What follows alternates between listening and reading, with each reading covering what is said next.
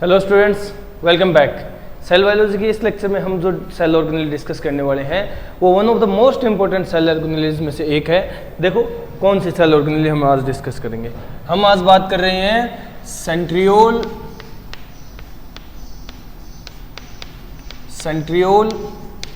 And centrosome के बारे में।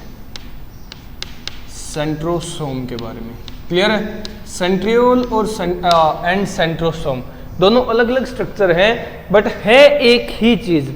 अब अलग अलग भी हैं और एक ही है, ये कैसे हो सकता है? तो देखो पहले इनका थोड़ा सा स्ट्रक्चर समझने की कोशिश करो कैसे होता है। ये ऐसे स्ट्रक्चर है जो सेल के अंदर न्यूक्लियस के बाहर, सेल के अंदर और न्यूक्लियस के बाहर, ठीक है, न्यूक्लियस के बाहर, ये सेल का न्यूक्लियस है, इसके बाहर प्रेजेंट होगी। और किस तरह प्रेजेंट होगी?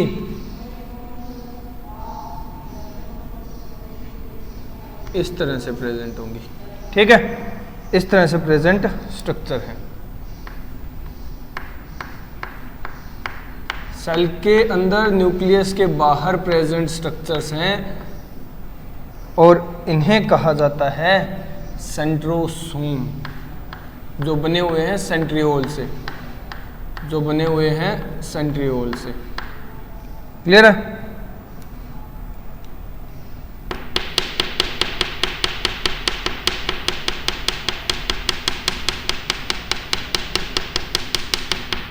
ये हो गया, ठीक है। ये क्या है? ये है सेल का न्यूक्लियस, ये है न्यूक्लियस।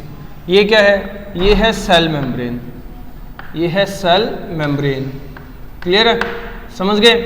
अब इसकी बात करनी है तो ये पूरा स्ट्रक्चर तो सेंट्रोसोम है, हम जिसकी अभी बात नहीं करेंगे। ये जो दो स्ट्रक्चर है जो एक दूसरे से परपेंडिकुलरली अरेंज है, ये है सेंट्रियोल। ये क्या है? सेंट्रियोल है। क्लियर है? ये सेंट्रियोल है और इन सेंट्रियोल के बाहर ये रेज सी जो निकल रही हैं, जो रे टाइप निकल रही हैं, ये स्ट्रक्चर है astral rays. Astral rays, astral rays, astral rays क्या होती हैं? एस्ट्रल रेज होती हैं small microtubules, microtubules, small microtubules. Clear है? और इसकी जो मैट्रिक्स होगी, जो मैंने ये येलो कलर में दिखाई है, इस मैट्रिक्स को कहते हैं, ये अमोर्फस मैट्रिक्स है। अमोर्फस मैट्रिक्स है जिसको नाम दिया जाता है pericentriolar, pericentriolar matrix, pericentriolar matrix. Clear है? समझ गए? ये है सेंट्रियोल और सेंट्रोसोम का स्ट्रक्चर। अभी तो जस्ट आउटलुक दिखा है, अब इस स्ट्रक्चर को डिटेल में स्टडी करना है हमें, इसी स्ट्रक्चर को डिटेल में स्टडी करना है, ठीक है। समझने की कोशिश करना। देखो हम पॉइंट टू पॉइंट डिस्कस करते जाते हैं। हम बात करें सेंट्रियोल की। सेंट्रियोल क्या है? Centriole membraneless cell organelle, cell organelle. Clear है? ऐसे सेल ऑर्गेनेल है जिसपे मेम्ब्रेन की कवरिंग नहीं होती। क्लियर है? नेक्स्ट, दो सिलेंड्रिकल स्ट्रक्चर्स होते हैं arranged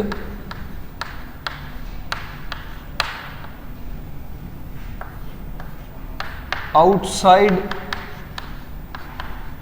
the nucleus, arranged outside the nucleus, perpendicular to each other, perpendicular to each other, एक दूसरे से perpendicular, perpendicular to each other। Clear है? समझ गए? दो सिलेंड्रिकल स्ट्रक्चर्स हैं जो न्यूक्लियस के बाहर अरेंज्ड हैं और किस मैनर में अरेंज्ड है? एक दूसरे से परपेंडिकुलरली, जैसे ये है और ये है, राइट एंगल पे अरेंज होगी एक दूसरे से, एक सेंट्रियोल दूसरे सेंट्रियोल से राइट एंगल पे अरेंज्ड होगा, ठीक है, राइट एंगल पे अरेंज्ड होगा। नेक्स्ट पॉइंट की अगर बात करें तो देखो नेक्स्ट पॉइंट क्या होगा, नेक्स्ट पॉइंट है कि इन सेंट्रियोल्स का एक and, one end of centriole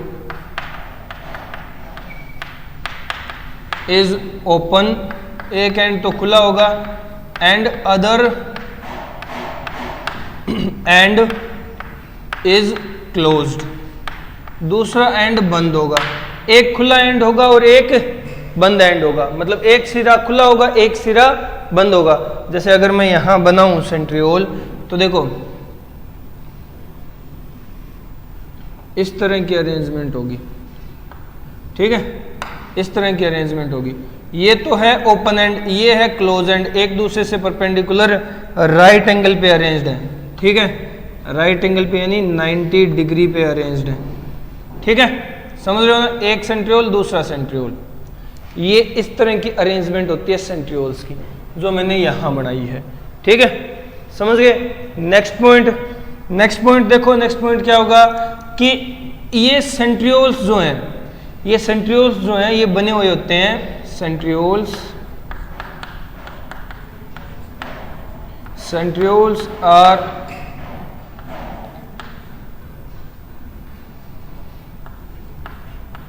made up of microfilaments या micro tubules, microtubules arranged in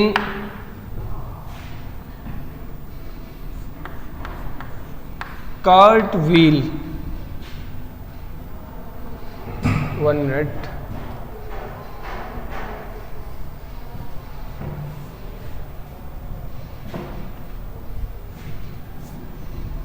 arranged in cartwheel like manner, cartwheel like manner in transverse section। अगर देखो हम लोग इन सेंट्रियोल्स को ट्रांसवर्स काटते हैं, इनका ट्रांसवर्स सेक्शन देखते हैं तो ये माइक्रोट्यूब्यूल्स के बने हुए हैं जो कार्टव्हील लाइक अरेंजमेंट शो करेंगे। कार्टव्हील लाइक कार्ट होता है जो पहले अपने ये घोड़ा गाड़ी ये आती थी ना, इनका जो पहिया होता था, जो स्पोक वाला ताड़ियों वाला पहिया जिसमें ताड़ियां होती थी, जैसे अपना अशोक चक्र है, ठीक है, जैसे अपना अशोक चक्र है उसकी तरह अरेंजमेंट शो होती है इसकी। कार्टव्हील लाइक मैनर में अरेंज होंगी सारी की सारी माइक्रोट्यूब्यूल्स, ठीक है, सारी की सारी माइक्रोट्यूब्यूल्स इस मैनर में अरेंज होगी। अब जो अरेंजमेंट होती है वो थोड़ी सी स्पेशल होती है, कैसे, तो देखो the microtubules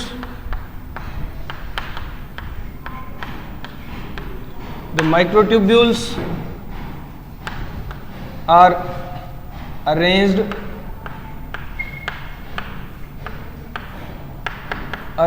in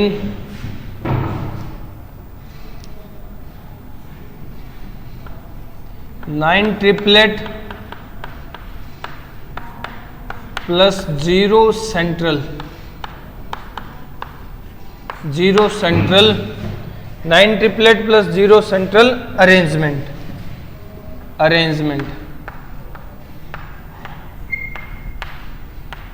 9 triplet plus 0 central arrangement में अरेंज होंगी, ठीक है। ये one of the most important point कह सकते हैं हम लोग, ठीक है। पहली बात मेम्ब्रेनलेस सेल ऑर्गेनेली होती है। मेम्ब्रेनलेस सेल ऑर्गेनेली होती है, दो होती है जो सिलेंड्रिकल शेप्ड होती है और अरेंज होती है न्यूक्लियस के बाहर एक दूसरे से परपेंडिकुलर मैनर में, ये परपेंडिकुलर आ गई। नेक्स्ट सेंट्रियोल का एक एंड ओपन और एक एंड क्लोज होता है, ठीक है, ये बात भी समझ आ गई, क्लियर हो गया। जो सेंट्रियोल है वो माइक्रोट्यूब्यूल के बने हुए थे, माइक्रोट्यूब्यूल कार्टव्हील लाइक मैनर में अरेंज्ड होती है जब हम ट्रांसवर्स सेक्शन करके देखते हैं। अब जो माइक्रोट्यूब्यूल्स है जो कार्टविल लाइक मैनर में अरेंज है, इस अरेंजमेंट को हम 9 ट्रिपलेट प्लस 0 सेंट्रल अरेंजमेंट बोलते हैं। ठीक है, इसको 9 ट्रिपलेट प्लस 0 सेंट्रल अरेंजमेंट बोलते हैं। क्लियर, समझ गए? ये किसकी बात हुई? ये बात हुई सेंट्रियोल की। अब हमने यहाँ सेंट्रोसोम भी लिखा है। अब सेंट्रियोल से सेंट्रोसोम कैसे बनता है? तो देखो, सेंट्रोसोम किसे कहेंगे हम? सेंट्रोसोम हम कहते हैं टू सेंट्रियोल प्लस में क्या रखेंगे? पेरिसेंट्रियोलर मैट्रिक्स, पेरिसेंट्रियोलर मैट्रिक्स। इसको मिला करके कहा जाता है क्या? सेंट्रोसोम। सेंट्रोसोम कहते हैं या फिर डिप्लोसोम बोलते हैं, डिप्लोसोम, या फिर इसे कहा जाता है माइक्रोसेंट्रम। माइक्रोसेंट्रम, सेंट्रोसोम, डिप्लोसोम या माइक्रोसेंट्रम। ठीक है, दोनों सेंट्रियोल और पेरिसेंट्रियोलर मैट्रिक्स को इकट्ठा करके बनता है क्या? सेंट्रोसोम, डिप्लोसोम, माइक्रोसेंट्रम। क्लियर है ना ये पॉइंट? जल्दी से वीडियो पॉज करो, पॉइंट नोट डाउन कर लो।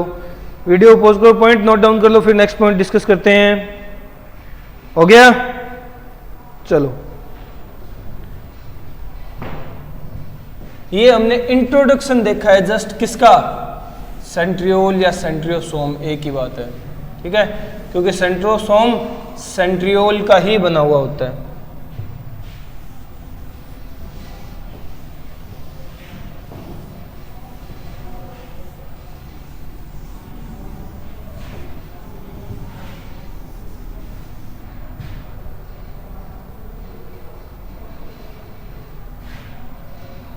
अभी जस्ट हम लोगों ने सेंट्रोसोम की या कहो सेंट्रियोल की सिर्फ आउटर अपीयरेंस ही देखी है। उसका जब ट्रांसवर्स सेक्शन करेंगे, जो कार्टविल लाइक अरेंजमेंट आएगी वो बड़ी शानदार अरेंजमेंट होती है। ठीक है, तो देखो नेक्स्ट पॉइंट क्या है? जो सेंट्रियोल है ना, जो सेंट्रियोल है ये क्या होता है? ये डिस्कवर कैसे हुआ था बात करें तो देखो, it is discovered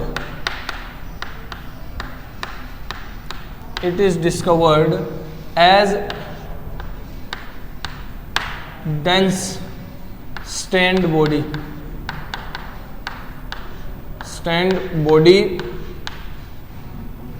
outside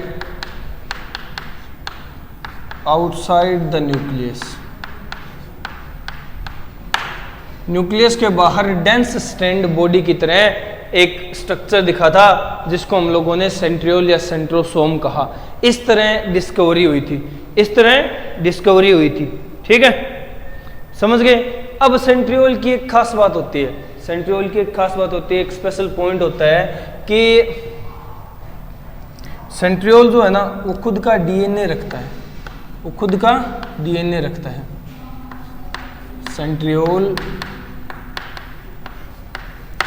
Centriole contains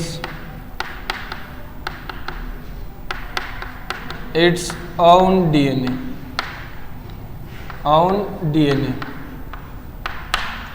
which was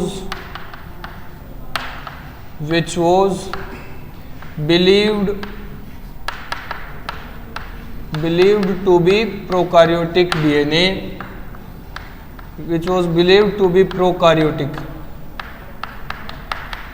DNA, believe क्यों किया गया? पता ही लगा लेते। ठीक है, पता क्यों नहीं चल पाया? क्योंकि अब तक ये आइसोलेटेड नहीं है, अब तक इसे आइसोलेट नहीं कर पाए हैं prokaryotic DNA, because it is not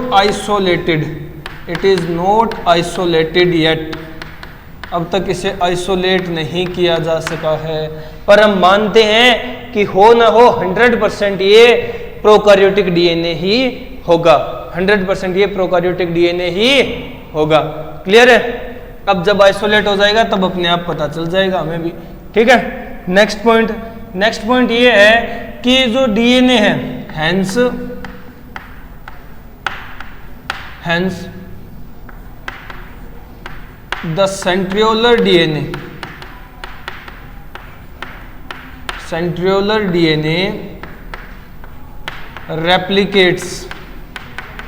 replicates during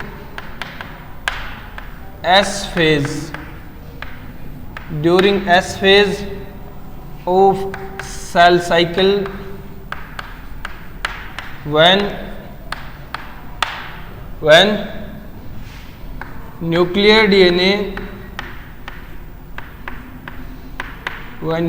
DNA is also replicated inside nucleus. Cell cycle में एस फेज के दौरान, ठीक है, जब न्यूक्लियर डीएनए रेप्लिकेट हो रहा था ना, न्यूक्लियस के अंदर है, उसी टाइम न्यूक्लियस के बाहर सेंट्रियोलर डीएनए भी रेप्लिकेट हो रहा होता है, ठीक है, या एस फेज में रेप्लिकेट होता है ड्यूरिंग एस फेज, ठीक है। ये पॉइंट है सेंट्रियोलर डीएनए का, यानी सेंट्रियोलर डीएनए भी न्यूक्लियोलर डीएनए की तरह ही एस फेज में ही रेप्लिकेट होता है, अपनी कॉपी बनाता है, क्योंकि सेल डिवीजन होना है, सेल साइकिल है तो सेल डिवीजन होगा, सेल डिवीजन होगा तो सेल के नंबर बढ़ेंगे तो सेंट्रियोल के नंबर भी हमें बढ़ाने पड़ेंगे। क्लियर है, समझ गए क्या? चलो अब बात कर लेते हैं नेक्स्ट पॉइंट क्या है। नेक्स्ट पॉइंट सेंट्रियोल की प्रेजेंस के बेस का पॉइंट है कि प्रेजेंस कहाँ देखी जाती है सेंट्रियोल की। तो देखो centriole is present in animal cells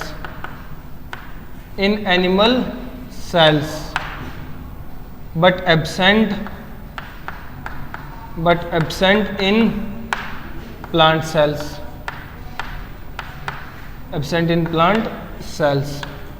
animal cells में प्रेजेंट होता है और प्लांट सेल्स में एब्सेंट होता है, ठीक है। पर एक स्पेशल पॉइंट क्या है, but some small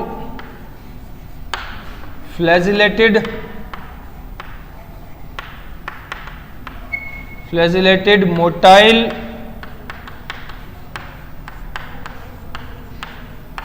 plant structures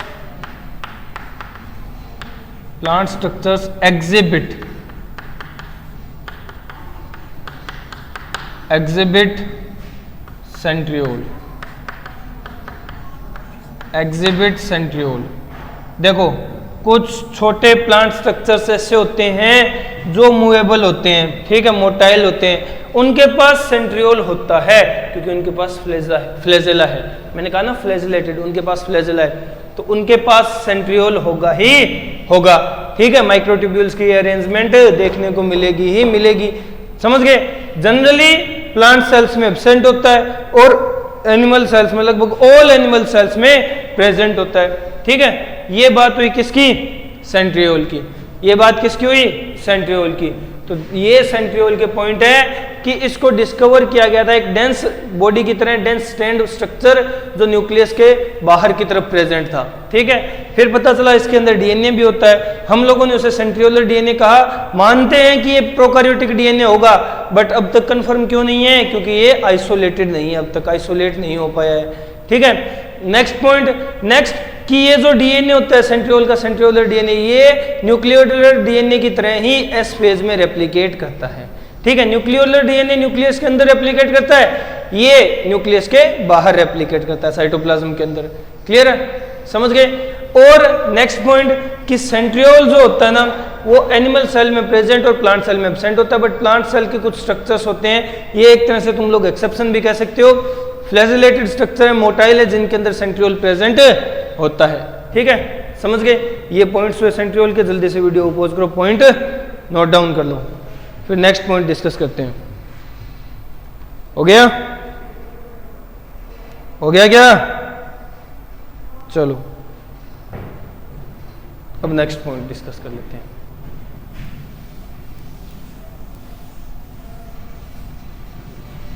ये सेंट्रियोल की कैरेक्टरिस्टिक थी।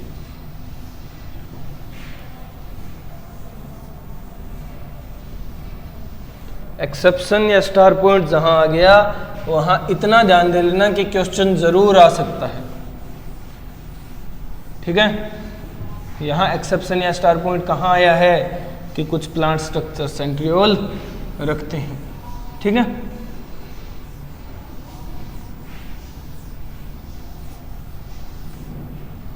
चलो अब बात कर लेते हैं सेंट्रियोल के फंक्शन की, ठीक है। अब बात कर लेते हैं सेंट्रियोल के फंक्शन की। तो देखो हम बात कर रहे हैं सेंट्रियोल के फंक्शन की।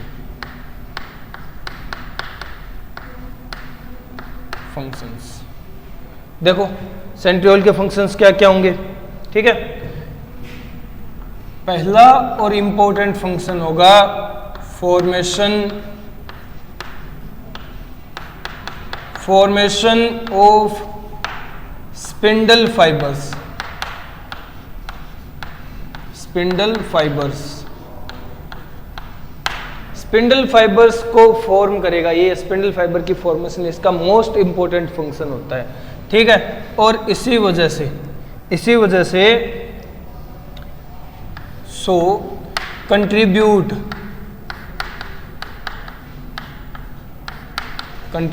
Directly in cell division. अब सेंट्रियोल क्या करेगा, स्पिंडल फाइबर्स की फॉर्मेशन करेगा, जिसकी वजह से जो क्रोमोसोम की कॉपी बनी है वो अलग अलग होंगी, सेपरेट होंगी, और इसी तरह ये डायरेक्टली हेल्प करता है किसके अंदर, सेल डिवीजन के अंदर, ठीक है, सेल डिवीजन के अंदर। क्लियर है, समझ गए। अब नेक्स्ट पॉइंट क्या है, नेक्स्ट फंक्शन है।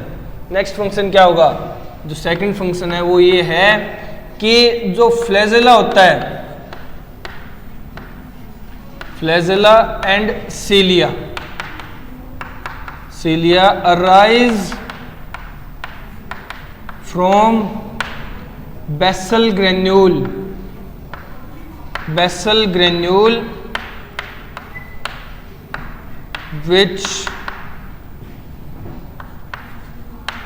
which is a type of centriole। Flagella और सीलिया क्या होते हैं, लोकोमोटिव स्ट्रक्चर्स हैं, और ये बेसल ग्रेन्यूल से अराइज होते हैं, जो एक तरह का सेंट्रियोल है, तो हम लोग क्या कह सकते हैं, इस बेसिस पे हम लोग कह सकते हैं कि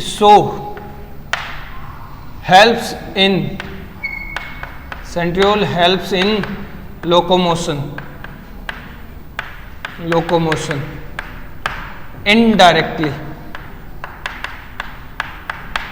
इनडायरेक्टली लोकोमोशन में हेल्प करता है, ठीक है। डायरेक्टली तो ये किस फंक्शन में हेल्प करेगा, डायरेक्टली तो ये हेल्पफुल है सेल डिवीजन के अंदर, और इनडायरेक्टली ये हेल्पफुल है किसके अंदर है, इनडायरेक्टली ये हेल्पफुल है लोकोमोशन के अंदर।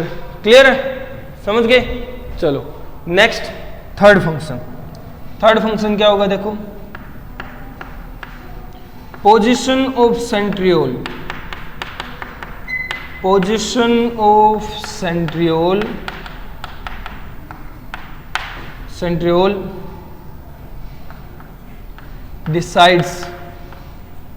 decides the plane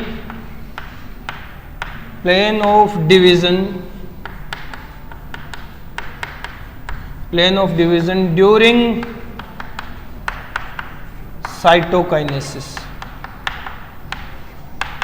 जब साइटोप्लाज्म का डिवीजन हो रहा हो, साइटोकाइनेसिस हो रही हो, उस वक्त सेंट्रियोल की पोजीशन ही वो डिवीजन का प्लेन डिसाइड करने में हेल्पफुल होती है। सेंट्रियोल की पोजीशन ही साइटोकाइनेसिस में डिवीजन का जो प्लेन होता है, यानी किस प्लेन से, किस एक्सिस से सेल का डिवीजन होना है, ये डिसाइड कौन करता है, सेंट्रियोल की पोजीशन डिसाइड करती है। ठीक है, समझ गए।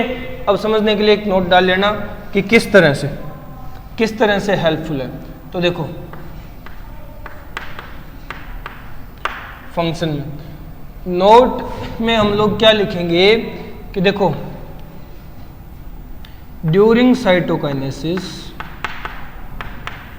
ड्यूरिंग साइटोकाइनेसिस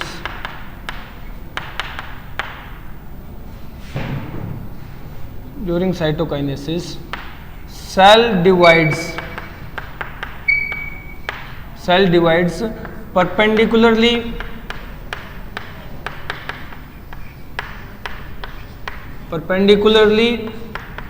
to centriolar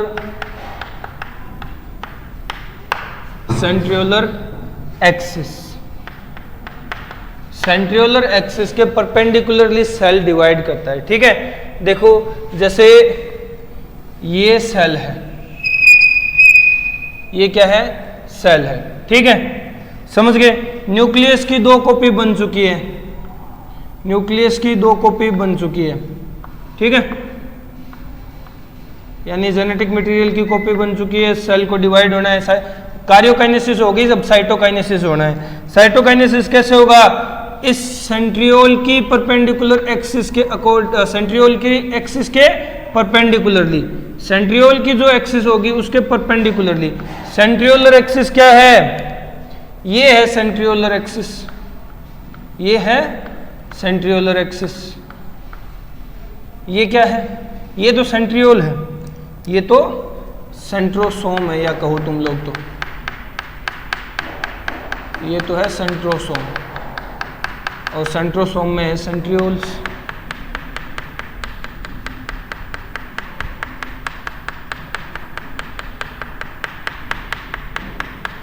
चलो, अब सेंट्रियोल्स या सेंट्रोसोम की ये एक्सिस है, इसको कहा जाता है सेंट्रियोलर एक्सिस, सेंट्रियोलर एक्सिस। ठीक है, और इस एक्सिस के परपेंडिकुलरली, यानी ये ऐसे है तो इसके राइट एंगल पे डिवीजन होगा, सेल डिवीजन होगा। तो सेल डिवीजन कैसे होगा, सेल डिवीजन होगा इस एक्सिस पे। ठीक है, ये क्या है, ये है axis of cytokinesis, axis of cytokinesis यानी सेल डिवीजन की एक्सिस। तो हो गई ना परपेंडिकुलर, आ गया ना राइट एंगल, आ गया ना राइट एंगल 90 डिग्री का। ठीक है, तो सेंट्रियोलर एक्सिस के परपेंडिकुलरली एक्सिस पे, सेंट्रियोलर एक्सिस के परपेंडिकुलर एक्सिस से सेल डिवाइड होता है। ठीक है, इस तरह ये डिसाइड करता है plane of division of cell. Clear है, वीडियो पॉज करो, पॉइंट नोट डाउन कर लो, वीडियो पॉज करो, पॉइंट नोट डाउन कर लो। हो गया, चलो अब हम देखते हैं सेंट्रियोल का कार्ट व्हील लाइक स्ट्रक्चर। वो कैसे दिखेगा जब हम इसका ट्रांसवर्स सेक्शन देखेंगे। अब ट्रांसवर्स सेक्शन देखते हैं। ठीक है,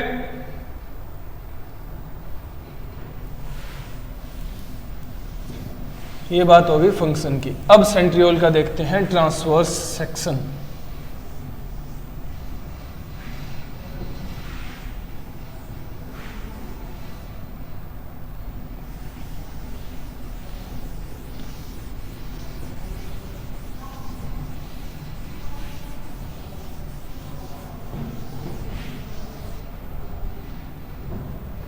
चलो, अब क्या देख रहे हैं हम लोग, सेंट्रियोल का ट्रांसवर्स सेक्शन। क्लियर है, चलो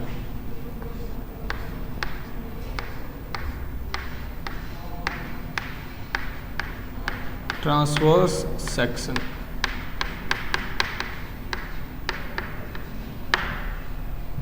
देखो किस तरह की अरेंजमेंट होती है, कार्ट व्हील लाइक अरेंजमेंट होगी, ये हमें कंफर्म है। ठीक है, अब कार्ट व्हील लाइक अरेंजमेंट बनती कैसे है, देखो समझने की कोशिश करना।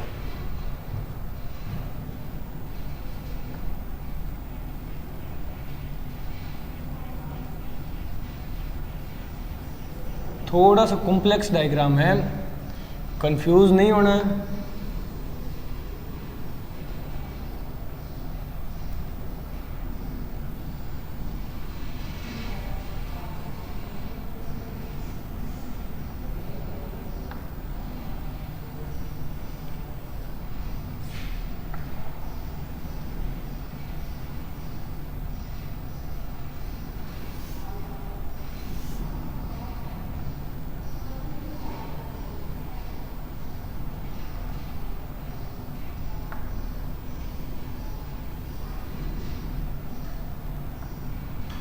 चलो कार्टविल लाइक स्ट्रक्चर बनाते हैं। देखो क्या होता है,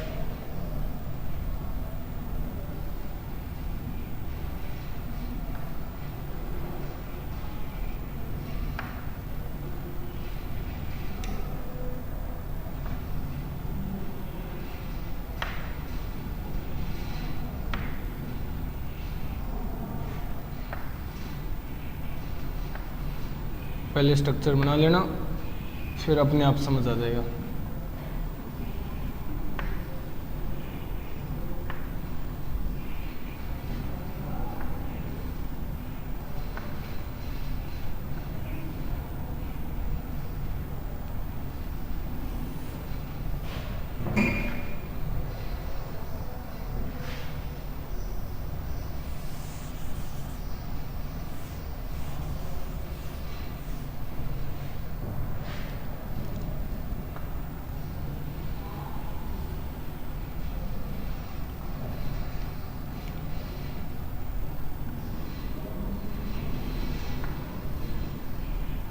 थोड़ा सा कॉम्प्लेक्स है स्ट्रक्चर, समझने में थोड़ी सी मुश्किल हो सकती है, इतना भी कॉम्प्लेक्स नहीं है कि समझ में ही ना आए।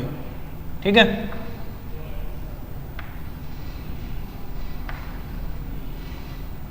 ध्यान से देखोगे तो अब तक जो हम लोगों ने पढ़ा है ना, वही चीज मैं इस स्ट्रक्चर में बना रहा हूं। ठीक है,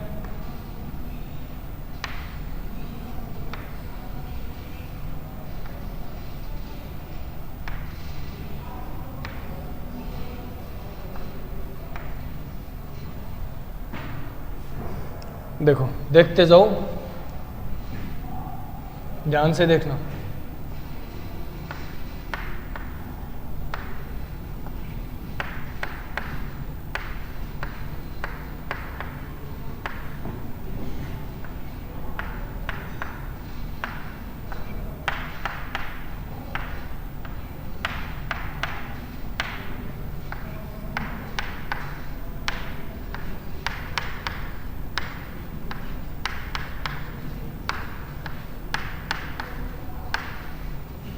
ठीक है, अब देखो पॉइंट,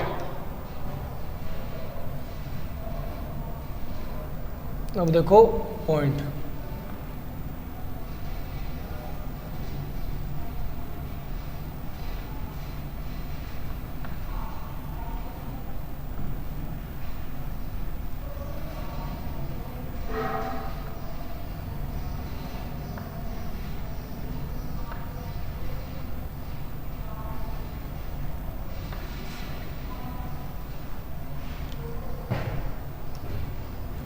देखते जाओ,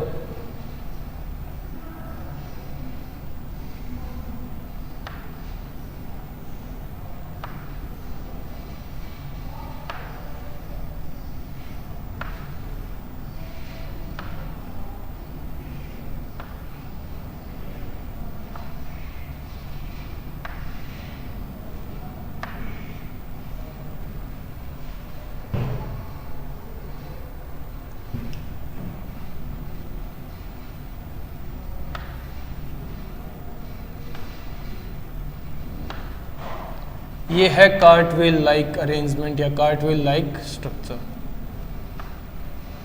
अभी कंप्लीट नहीं हुआ है, इसीलिए मैंने स्टार्टिंग में कहा था थोड़ा सा कॉम्प्लेक्स स्ट्रक्चर है, थोड़ा सा कॉम्प्लेक्स है ना, थोड़ा सा कॉम्प्लेक्स। देखो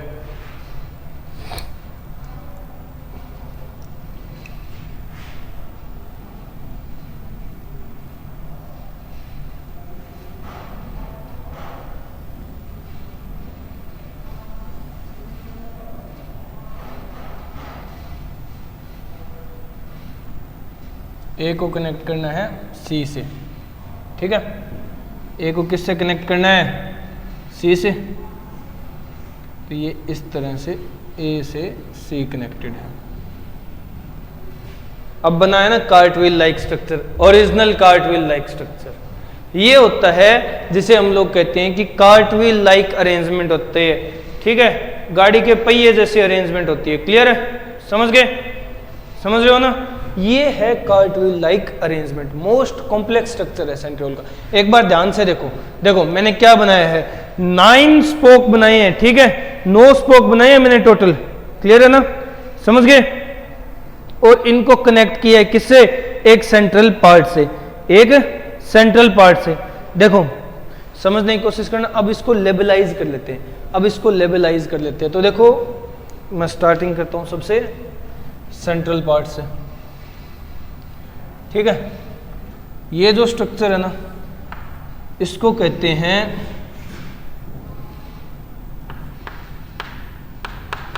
सेंट्रल हब, सेंट्रल हब, या फिर ये है core region, core region, core region, ठीक है, समझ गए। ये किस चीज का बना हुआ है, made up of semi solid cytosol, semi solid cytosol का बना हुआ होता है कोर रीजन या सेंट्रल हब, ठीक है, कोर रीजन या सेंट्रल हब। अब देखो और स्ट्रक्चर्स क्या है, ये सेंट्रल हब कनेक्टेड है इन ट्रिपलेट से। ये ट्रिपलेट क्या होते हैं, तो देखो हम इस एक की बात कर लेते हैं। ये ट्रिपलेट है क्या, ये है माइक्रोट्यूब्यूल की ट्रिपलेट, माइक्रोट्यूब्यूल्स ट्रिपलेट। ये क्या होती हैं, ये नंबर में होती हैं 9, ठीक है, 9 इन नंबर्स, ठीक है, नंबर में है 9। और ये कनेक्टेड है सेंट्रल हब से, किसके थ्रू, इस स्पोक के थ्रू, इसको बोलते हैं radial spoke, radial spoke. Radial spoke कितने हैं, जब माइक्रोट्यूब्यूल की ये ट्रिपलेट 9 है तो रेडियल स्पोक भी तो कितने होंगे, 9 ही तो होंगे, 9 ही होंगे ना नंबर में, समझ रहे हो, क्लियर है। नेक्स्ट, अब ये क्या चीजें हैं, ये जो मैंने बीच में बनाया, ये है थिकनिंग, ये है थिकनिंग। देखो ये जो थिकनिंग यहां रेडियल स्पोक के ऊपर प्रेजेंट है, इसे कहते हैं एक्स थिकनिंग, इसको नाम दिया गया है एक्स थिकनिंग। और ये जो बीच में प्रेजेंट है थिकनिंग इस तरह से, ये है वाई थिकनिंग, ये है वाई थिकनिंग, क्लियर है, एक्स और वाई थिकनिंग होगी। अब एक्स और वाई थिकनिंग कनेक्टेड होती हैं इन लिंकर से, तो ये लिंकर क्या कहलाते हैं, एक्स वाई को लिंक करने वाले एक्स वाई लिंकर। इसी तरह ए और सी लिंक्ड हैं आपस में, तो ये क्या है, एसी लिंकर, एसी लिंकर, ठीक है, ए और सी को लिंक करने वाले स्ट्रक्चर्स। अब देखो जो एसी लिंकर है और एक्स वाई लिंकर है, इनमें डिफरेंस क्या है, जो एसी लिंकर है और एक्स वाई लिंकर है, इनमें डिफरेंस क्या है। एसी लिंकर तो कनेक्ट करता है माइक्रोट्यूब्यूल्स को, ये जो ट्रिपलेट है ना माइक्रोट्यूब्यूल के 9 ट्रिपलेट है, इनको आपस में कनेक्ट करता है, देखो ध्यान से देखना, ठीक है। और एक्स वाई थिकनिंग किसको कंट्रोल करता, एक्स वाई लिंकर एक्स और वाई थिकनिंग को कंट्रोल करता है, क्लियर है, एक्स और वाई थिकनिंग को कंट्रोल करता है। अब इसको तुम एसी लिंकर बोल दो या सीए लिंकर बोल दो, कोई दिक्कत नहीं, बात बराबर ही है। अब इनमें ये फाइबर्स होते हैं, ठीक है, फाइबर को कौन कौन सी कैटेगरी में दिया गया है, एसी जो लिंकर है, जो एसी लिंकर है इसे क्या कहा गया है, ये है सेकेंडरी फाइबर, सेकेंडरी फाइबर है, फाइबर की कैटेगरी डिफाइन की गई है, डिफरेंशिएट की गई है, वो सेकेंडरी फाइबर है। और जो रेडियल स्पोक वाले हैं, ये जो ट्रिपलेट को लिंक करते हैं सेंट्रल हब से, ये हैं प्राइमरी फाइबर्स, ये हैं प्राइमरी फाइबर्स। अब समझ आ गया ना पूरा का पूरा ट्रांसफर सेक्शन। ये होता है कार्टव्हील लाइक अरेंजमेंट।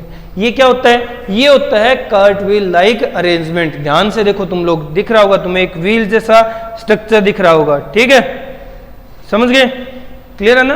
तो ये कार्टव्हील लाइक अरेंजमेंट होता है। अब समझने की कोशिश करना, ये जो ट्रिपलेट है, ये जो ट्रिपलेट है, ये ट्रिपलेट मोस्ट इंपोर्टेंट पार्ट है इसका, इस स्ट्रक्चर का मोस्ट इंपोर्टेंट पार्ट क्या है, ये ट्रिपलेट है, ठीक है, समझ गए। चलो ये ट्रिपलेट डिस्कस कर लेते हैं, क्लियर है। ये ट्रिपलेट को कहा है, ये ट्रिपलेट किसकी है, माइक्रोट्यूब्यूल की ट्रिपलेट है, माइक्रोट्यूब्यूल की ट्रिपलेट है। अब देखो मैं ट्रिपलेट को थोड़ा इनलार्ज करके बना रहा हूं यहां।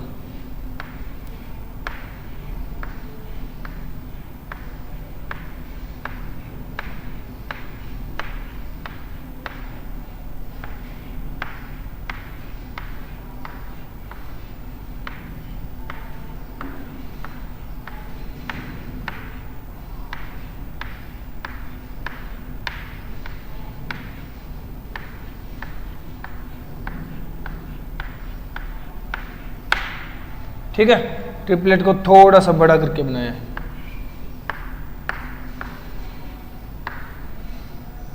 ये कुछ ज्यादा ही बड़ा हो गया ना सी वाला।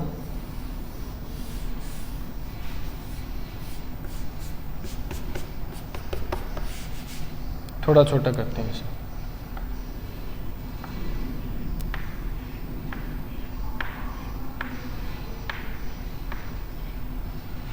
ठीक है, ये है माइक्रोट्यूब्यूल। ये क्या है? ये माइक्रोट्यूब्यूल की ट्रिपलेट है। ठीक है, ये माइक्रोट्यूब्यूल की ट्रिपलेट है। अब माइक्रोट्यूब्यूल की जो ट्रिपलेट है ना, वो किस चीज की बनी हुई होती है? ये मोस्ट इंपोर्टेंट क्वेश्चन इस पे पूछा गया था एक बार। ठीक है, ये किस चीज की बनी हुई है? ये माइक्रोट्यूब्यूल, हर माइक्रोट्यूब्यूल एक प्रोटोफिलामेंट की बनी हुई होती है। एक प्रोफिलामेंट बोल दो या प्रोटोफिलामेंट। ये जितने भी 9 स्ट्रक्चर्स है ना, ये बने हुए हैं प्रोटोफिलामेंट्स के। ठीक है, और प्रोटोफिलामेंट क्या होता है? प्रोटोफिलामेंट एक तरह के कॉन्ट्रैक्टाइल प्रोटीन का बना होता है, जिसको ट्यूब्यूलिन प्रोटीन बोलते हैं। ठीक है, जिसको ट्यूब्यूलिन प्रोटीन बोलते हैं। तो ये पॉइंट हम नोट डाउन कर लेते हैं यहां। ठीक है, देखो ईच माइक्रोट्यूब्यूल, ये एक माइक्रोट्यूब्यूल है, ये 2 और ये 3, ट्रिपलेट है ये माइक्रोट्यूब्यूल का। Each microtubule is made up of या कंसिस्ट, या मैं कहूं तो कंसिस्ट। हर माइक्रोट्यूब्यूल क्या कंसिस्ट करता है? Each microtubule consist protofilament,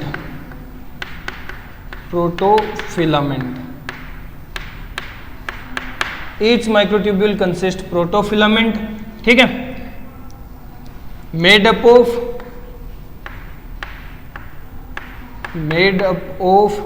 contractile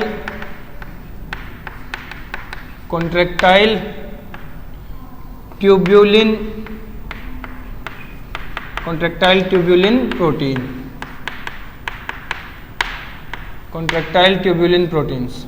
tubulin protein के बने हुए प्रोटोफिलामेंट का बना होता है क्या? हर एक माइक्रोट्यूब्यूल। ये है प्रोटोफिलामेंट्स। ये प्रोटोफिलामेंट है जो किस चीज के बने हुए हैं? जो बने हुए हैं कॉन्ट्रैक्टाइल ट्यूब्यूलिन प्रोटीन के। ठीक है, ये सबसे इंपॉर्टेंट पॉइंट है। अब माइक्रोट्यूब्यूल्स की अरेंजमेंट कैसे होती है? तो देखो microtubules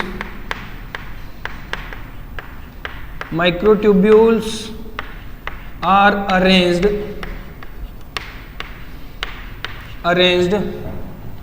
parallel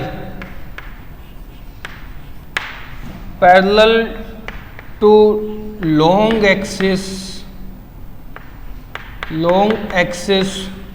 of the cell on periphery पे सेल की लॉन्ग एक्सिस पे अरेंज्ड होते हैं। क्या? सेल की लॉन्ग एक्सिस के पैरेलली अरेंज्ड होते हैं माइक्रोट्यूब्यूल्स। सेल की लॉन्ग एक्सिस के, देखो पहली बात तो सेल की पेरीफेरी पे। ठीक है, पहली बात तो सेल की पेरीफेरी पे। ठीक है, पेरीफेरी में, और पेरीफेरी में भी लॉन्ग एक्सिस, सेल की जो लेंथ वाइज एक्सिस होगी ना, लॉन्ग एक्सिस, उसके पैरेलल अरेंज होंगे।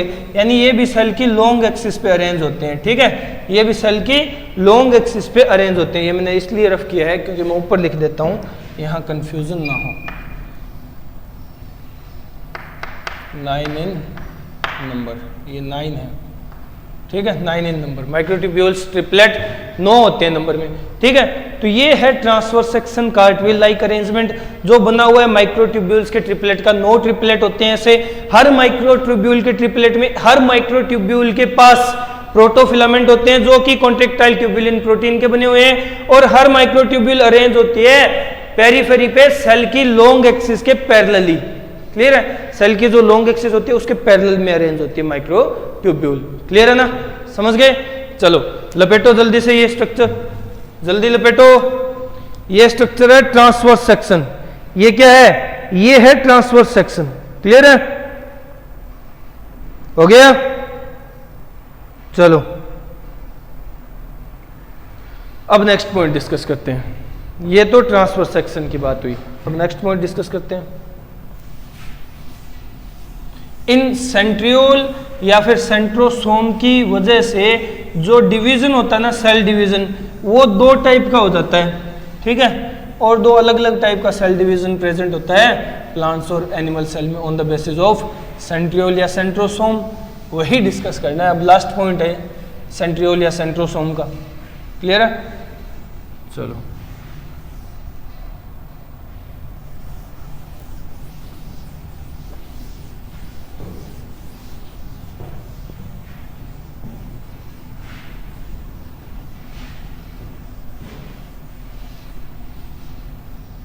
लास्ट पॉइंट डिस्कस करते हैं। ठीक है? देखो हम बात कर रहे हैं डिफरेंस की। In animal cell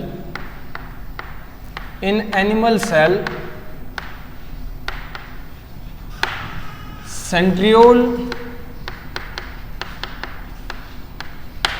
and astral raise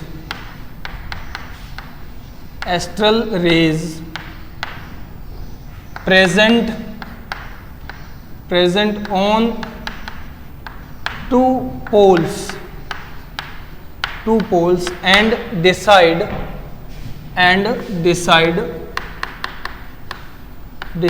the axis of division. So this type of division is known as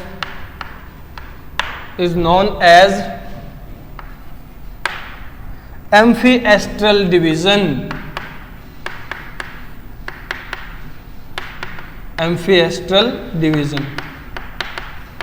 एम्फीएस्ट्रल word से समझ रहे हो तुम लोग क्या होता है मीनिंग एम्फीएस्ट्रल का? एम्फी मतलब दो, एस्ट्रल मतलब रेज। ठीक है? यानी दोनों अलग अलग पोल्स पे दो एस्ट्रल रेज, मतलब दो जगह एस्ट्रल रेज और सेंट्रियोल्स प्रेजेंट होंगे जो डिसाइड करेंगे क्या? प्लेन ऑफ डिवीजन या एक्सिस ऑफ डिवीजन। ठीक है? इस वजह से एनिमल सेल के डिवीजन को एम्फीएस्ट्रल डिवीजन कहा जाता है। बट प्लांट सेल में ऐसा नहीं होता। ठीक है? In plant cells centriole and astral raise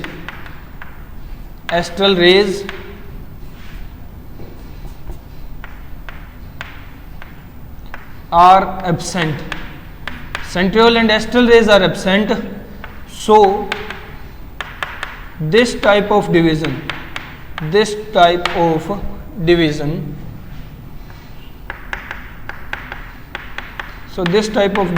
is known as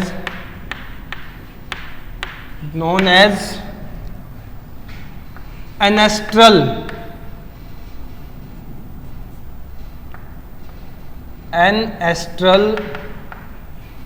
division. देखो क्या होता है, प्लांट सेल में ना तो सेंट्रियोल होता और ना ही एस्ट्रल रेज होती। तो जब सेंट्रियोल ही नहीं है, एस्ट्रल रेज ही नहीं है, तो डिवीजन में एस्ट्रल वर्ड का क्या काम? तो ये डिवीजन हो गया एन एस्ट्रल टाइप का, जहां एस्ट्रल का कोई मतलब नहीं है, एस्ट्रल रेज है ही नहीं, एन एस्ट्रल टाइप का डिवीजन। जबकि यहां दोनों पोल्स पे दो जगह एस्ट्रल रेज और सेंट्रियोल प्रेजेंट है, इसलिए ये एम्फी एस्ट्रल टाइप का सेल डिवीजन हो गया। समझ रहे हो ना?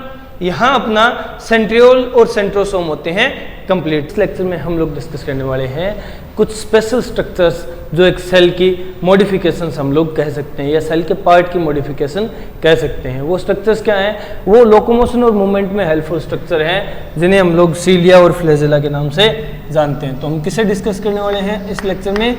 सीलिया एंड फ्लैजेला। सीलिया और फ्लैजेला के बारे में डिस्कशन करेंगे। देखो क्या होता है, सीलिया और फ्लैजेला दोनों ही लोकोमोटरी स्ट्रक्चर्स हैं, ठीक है। Both are locomotory structures, both are locomotory structures, locomotion में हेल्प करते हैं, लोकोमोटरी स्ट्रक्चर्स हैं। क्लियर है? चलो, ये हुई बात कि दोनों ही लोकोमोटरी स्ट्रक्चर्स हैं। नेक्स्ट पॉइंट कि दोनों स्ट्रक्चर्स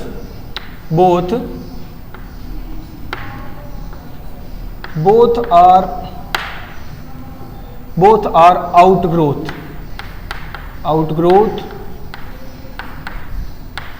ऑफ सेल मेम्ब्रेन, दोनों ही सेल मेम्ब्रेन की आउटग्रोथ हैं, ठीक है। सेल मेम्ब्रेन की आउटग्रोथ है दोनों के दोनों, सीलिया और फ्लैजेला, ठीक है। नेक्स्ट पॉइंट क्या है कि इलेक्ट्रॉन माइक्रोस्कोप की जो स्टडी थी,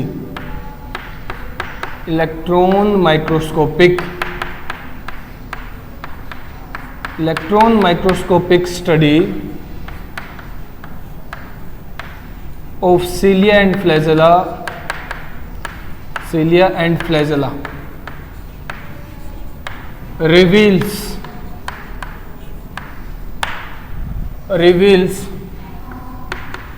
that cell membrane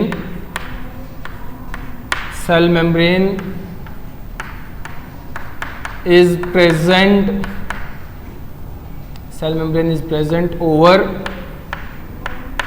cilia and flagella।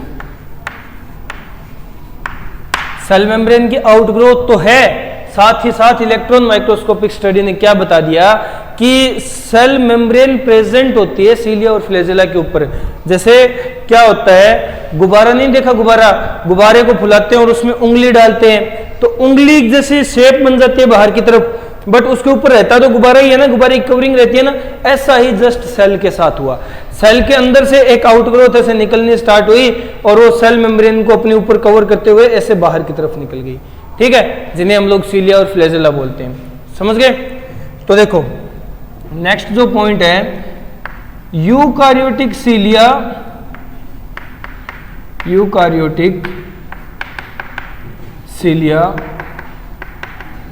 And flagella, eukaryotic cilia and flagella are made up of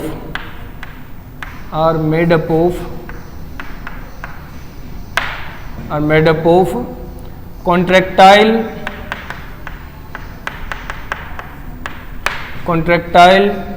tubulin proteins having microtubules,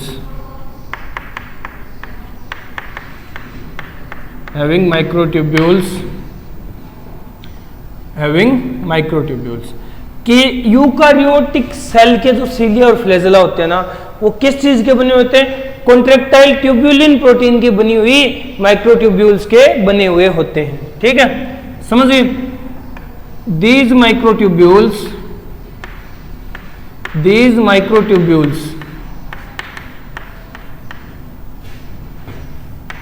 microtubules have 9+0 arrangement, 9+0 arrangement. In microtubules की arrangement कैसे होगी? 9+0 की अरेंजमेंट होगी। देखो वहां 9+2 की अरेंजमेंट थी, यहां 9+0 की अरेंजमेंट होगी। यहां जो माइक्रोट्यूब्यूल्स होंगे उनकी अरेंजमेंट 9+0 की होगी, ठीक है। समझ गए? ये तो बात हुई किसकी? यूकारियोटिक सीलिया और फ्लैजेला की। अब हम बात कर लेते हैं प्रोकारियोटिक सीलिया और फ्लैजेला की, ठीक है। प्रोकारियोटिक सीलिया और फ्लैजेला की।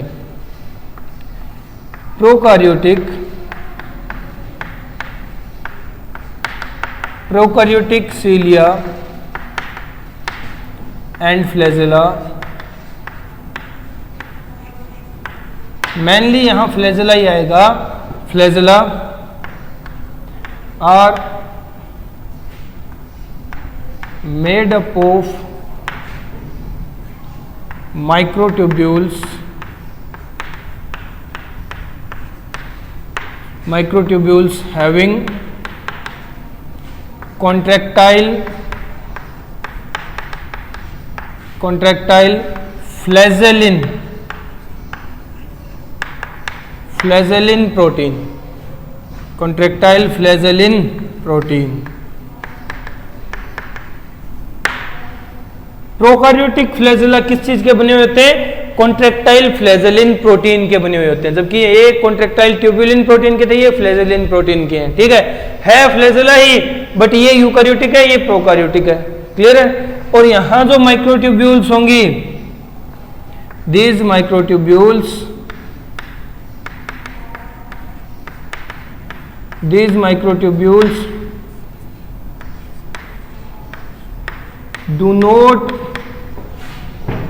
do not have 9+0 arrangement।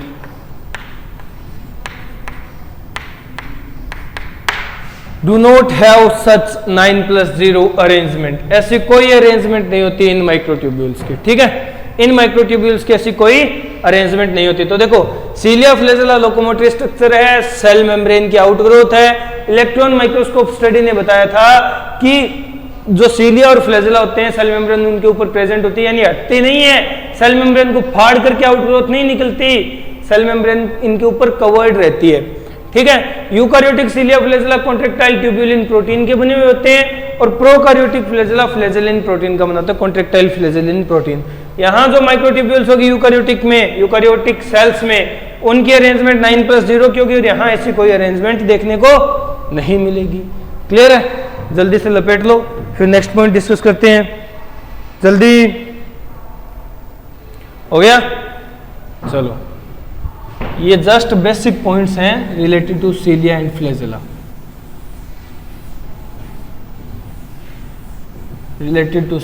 Flagella. हम सीलिया फ्लैजेला को इकट्ठा क्यों स्टडी कर रहे हैं? क्योंकि ये ऐसे स्ट्रक्चर्स हैं जिनका इंटरनल स्ट्रक्चर कंप्लीटली सेम है।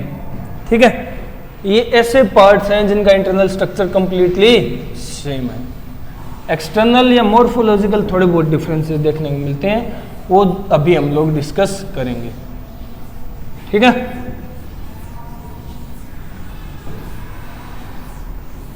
तो देखो, हम बात कर रहे हैं सीलिया और फ्लैजेला की। पॉइंट है both सीलिया and flagella, both cilia and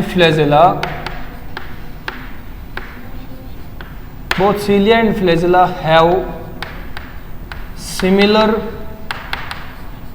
have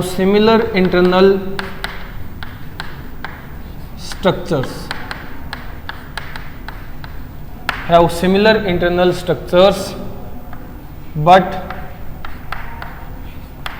also have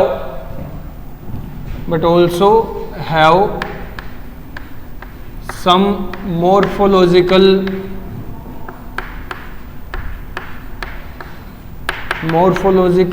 या फिर मैं कहूँ तो एक्सटर्नल डिफरेंसेस। मॉर्फोलॉजिकल या एक्सटर्नल डिफरेंसेस होते हैं। इनका इंटरनल स्ट्रक्चर तो कंप्लीटली सिमिलर होता है, बट थोड़े बहुत मॉर्फोलॉजिकल या एक्सटर्नल डिफरेंसेस इनके अंदर प्रेजेंट होते हैं। यानी इंटरनल स्ट्रक्चर तो हम लोगों ने कहा है ना अभी कि इनकी जो अरेंजमेंट होती है बने हुए थे कॉन्ट्रैक्टाइल ट्यूबुलिन प्रोटीन के, क्योंकि हम मेनली यूकार्योटिक सेल को ही डिस्कस करेंगे। कॉन्ट्रैक्टाइल ट्यूबुलिन प्रोटीन के बने हुए होते हैं, और अरेंजमेंट होती है माइक्रोट्यूब्यूल्स की 9+0 की, 9+0 की अरेंजमेंट होती है। ठीक है, ये बात हुई इनके इंटरनल स्ट्रक्चर की। अब बात कर लेते हैं वो जो डिफरेंसेस हैं वो क्या क्या है। ठीक है, क्लियर है? एक्सटर्नल डिफरेंसेस, या फिर मैं यही लिख लूं external differences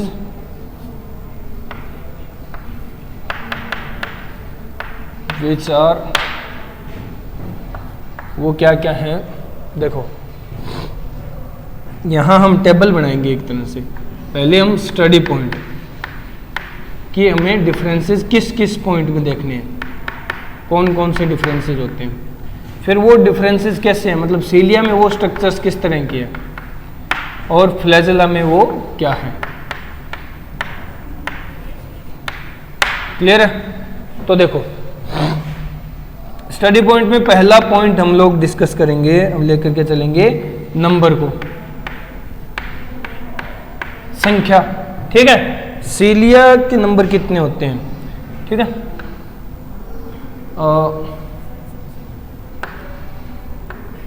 many in number, many in number, बहुत सारे होते हैं नंबर। ठीक है, बहुत सारे होते हैं। तो बहुत सारों का मतलब देखो, जैसे अगर फ्लैजेला को हम डिफ्रेंशिएट करें, सीलिया और फ्लैजेला को डिफ्रेंशिएट करें, सीलिया को अलग रखें फ्लैजेला से, तो फ्लैजेला तो काउंटिंग में कितने होते हैं? बहुत कम होते हैं। ठीक है, बहुत कम होते हैं। जैसे हम लोग कहें तो 2, 4, 6, मैक्सिमम 8 हो जाएंगे, जबकि ये बहुत ज़्यादा होते हैं संख्या में। अगर मैं कहूँ तो ये सैकड़ों में भी होंगे, हंड्रेड्स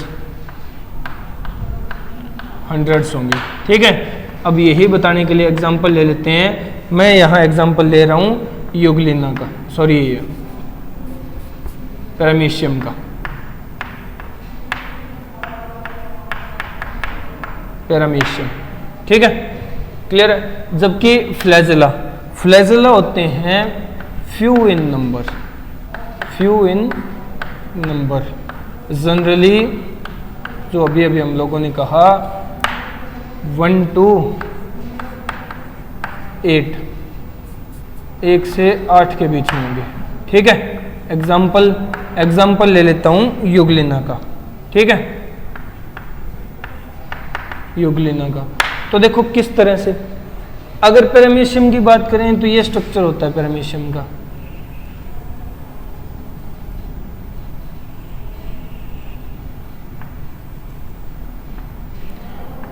ये स्ट्रक्चर होता है पैरामीशियम का, और पैरामीशियम पे सीलिया इस तरह प्रेजेंट होते हैं, बहुत सारे होते हैं, न्यूमरस, सैकड़ों में होंगे। ठीक है, पहला डिफरेंस आया समझ, सैकड़ों में पैरामीशियम के ऊपर सीलिया होंगे। जबकि यूग्लिना में फ्लैजेला किस तरह से होंगे? तो ये होती है यूग्लिना,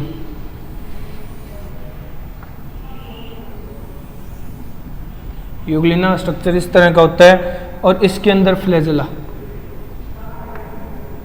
जनरली 2 होते हैं, जिनमें से एक तो लॉन्ग होता है और एक शॉर्ट होता है।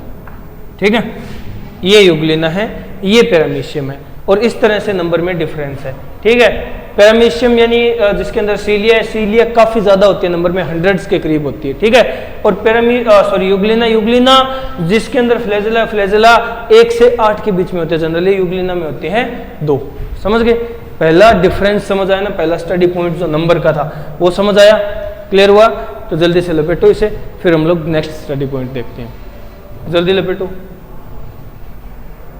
हो गया? हो गया क्या? चलो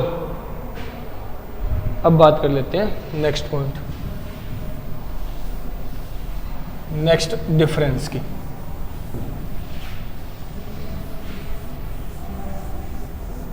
देखो नेक्स्ट डिफरेंस क्या होगा। पहले हम लोगों ने बात की नंबर की, ठीक है। अब जब मैंने डायग्राम बनाया तो तुम्हें एक डिफरेंस और दिखाई देना चाहिए था। डायग्राम में मैंने क्या किया है, सीलिया तो बहुत छोटे छोटे न्यूमरस स्ट्रक्चर्स बनाए हैं, और फ्लैजेला एक लॉन्ग स्ट्रक्चर बनाया है, ठीक है, एक लॉन्ग स्ट्रक्चर बनाया है। तो देखो अब अगर बात करें लेंथ की, यहां स्टडी पॉइंट क्या है, स्टडी पॉइंट क्या है, और ये सीलिया में किस तरह होगा, और यहां बात करेंगे फ्लैजेला की, यहां बात करेंगे फ्लैजेला की। देखो स्टडी पॉइंट, सेकंड जो स्टडी पॉइंट है ना अपना, वो है लेंथ। वो क्या है, लेंथ। लेंथ सीलिया जो होती है वो शॉर्ट होती है लेंथ में, शॉर्ट इन लेंथ, जबकि फ्लैजेला लॉन्ग होता है, लॉन्ग इन लेंथ, लेंथ ज्यादा होती है, ठीक है। मोर इन लेंथ बोल दो, समझ गए, तो भी कोई दिक्कत नहीं, मोर इन लेंथ, समझ रहे हो। ये बात हुई सीलिया और फ्लैजेला के लेंथ की।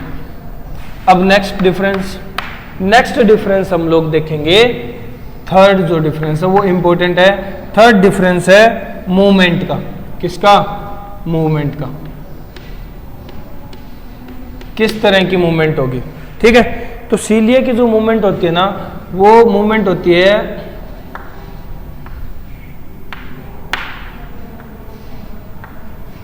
Ores of boat like movement, like movement. नाव के चप्पू नहीं होते, चप्पू, ठीक है, जो इस तरह से चलाए जाते हैं, इस तरह से, ठीक है। मतलब वो पानी में इस तरह जाता है, आगे बढ़ता है, इस तरह जाता है, आगे बढ़ता है, इस तरह जाता है, आगे बढ़ती है नाव, ठीक है। तो चप्पू जैसी मूवमेंट होती है, उनको कहा जाता है ओर ऑफ बोट, ठीक है। बोट के जो ओर होते हैं ना, चप्पू, उन जैसी मूवमेंट होती है, समझ गए। तो मतलब ये मूवमेंट कैसी होगी, इसको मैं कहूंगा सिंक्रोनस मूवमेंट होती है, ठीक है। Cilia shows synchronous movement, synchronous movement होती है ये, ठीक है। यानी सारी सीलिया एक साथ इस तरह जाएंगी, मूवमेंट करेंगी, जाएंगी, मूवमेंट करेंगी, समझ रहे हो, क्लियर है। यानी सीलिया की मूवमेंट होती है सिंक्रोनस। नेक्स्ट अगर बात करूं, इस मूवमेंट में क्या होता है, ये स्पेशल पॉइंट है। During this movement,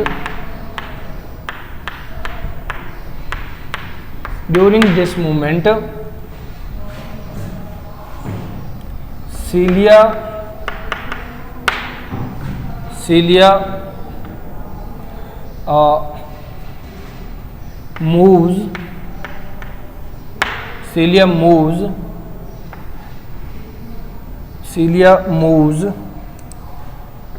as well as surrounding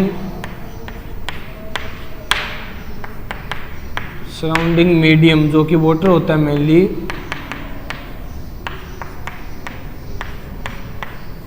also moves।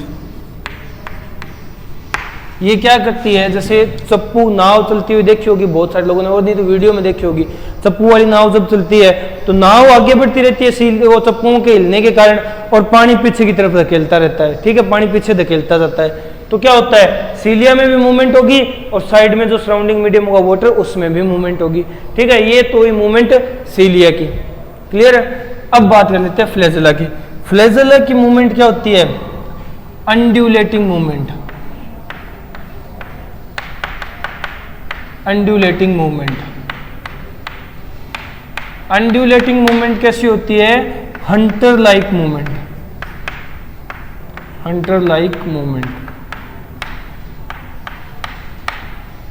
Hunter समझते हो, हंटर शिकारी नहीं, हंटर जो मारते हैं, जो ऐसे मारते हैं। कई बार देखा होगा गाँव में, ठीक है, कहीं गलियों में घूमते हुए कुछ बंदे आते हैं, इतना बड़ा वो कपड़े का सांप सा रखते हैं, हंटर जैसा, चाबुक बोलते हो जिसे, ठीक है।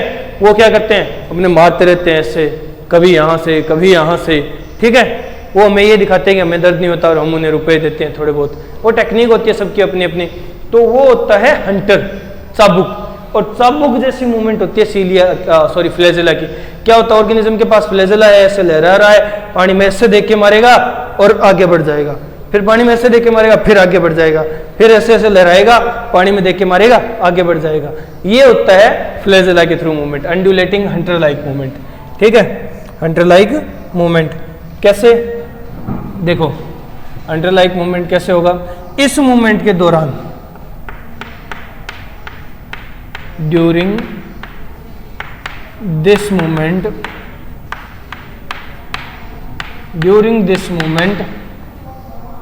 only flagella moves surrounding medium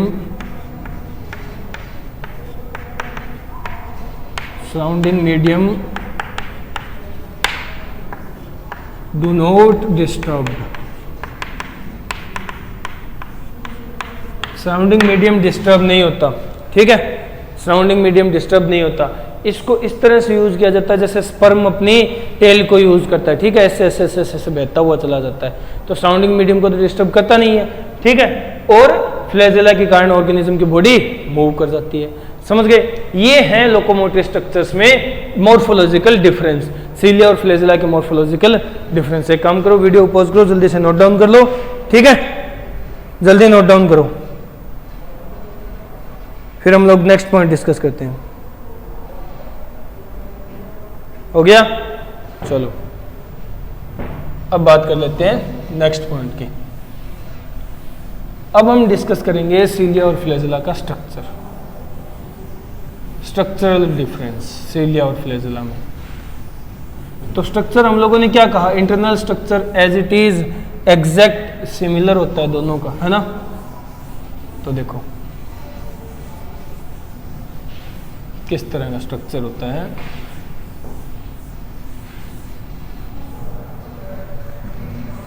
अगर हम स्ट्रक्चर देखें तो देखो, बात कर रहे हैं सीलिया फ्लैजेला के स्ट्रक्चर की।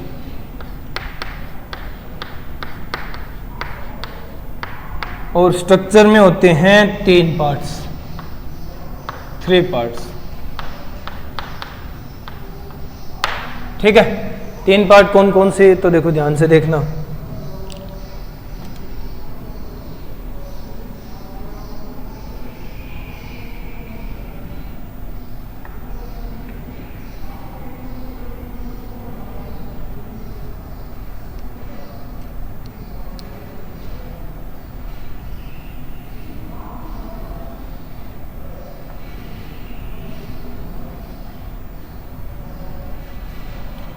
ठीक है, इस तरह का स्ट्रक्चर होता है, इस तरह का स्ट्रक्चर होता है।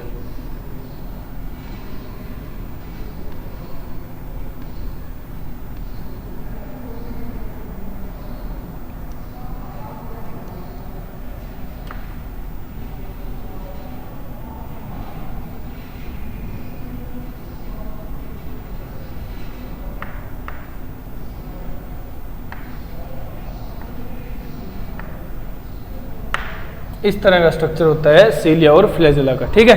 अब ये स्ट्रक्चर देखो, इसके 3 पार्ट कौन कौन से हैं। स्ट्रक्चर इंपॉर्टेंट है, दोनों का सिमिलर स्ट्रक्चर होता है, 3 पार्ट हैं। देखो मैं लेवलाइज कर देता हूँ स्ट्रक्चर को। इसको तो कहते हैं एक्सोनीम, एक्सोनीम या फिर शाफ्ट, या फिर इसे बोला जाता है सीलियम या फिर फ्लैजेलम, सीलियम या फ्लैजेलम, ठीक है। हो गया ये पार्ट। नेक्स्ट ये जो स्ट्रक्चर है, ये स्ट्रक्चर है, इसे क्या बोला जाता है, इसे बोला जाता है ब्लीफेरोप्लास्ट, ब्लीफेरोप्लास्ट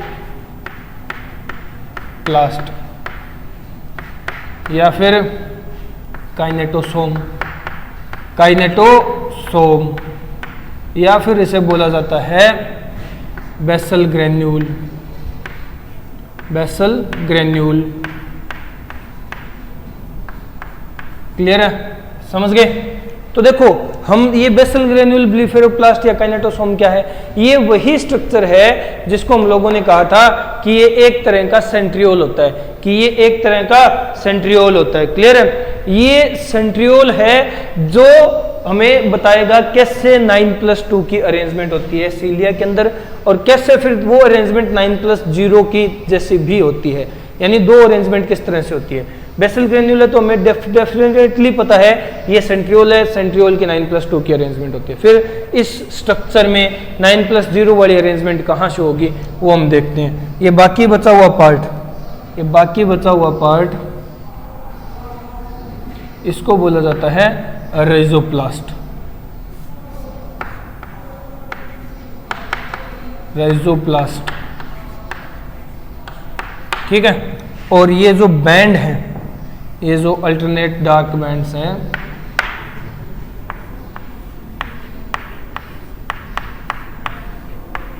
डार्क बैंड है, ये क्या है, dark band of ATPase, ATPase के डार्क बैंड है, ठीक है।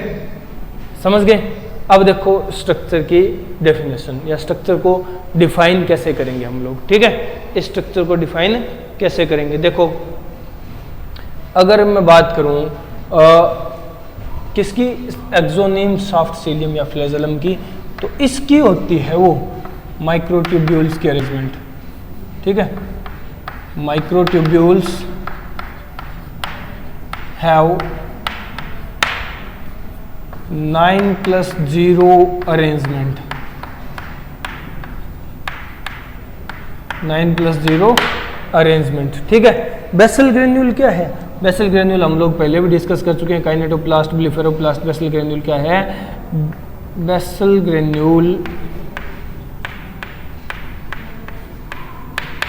is a type of centriole, is a type of centriole having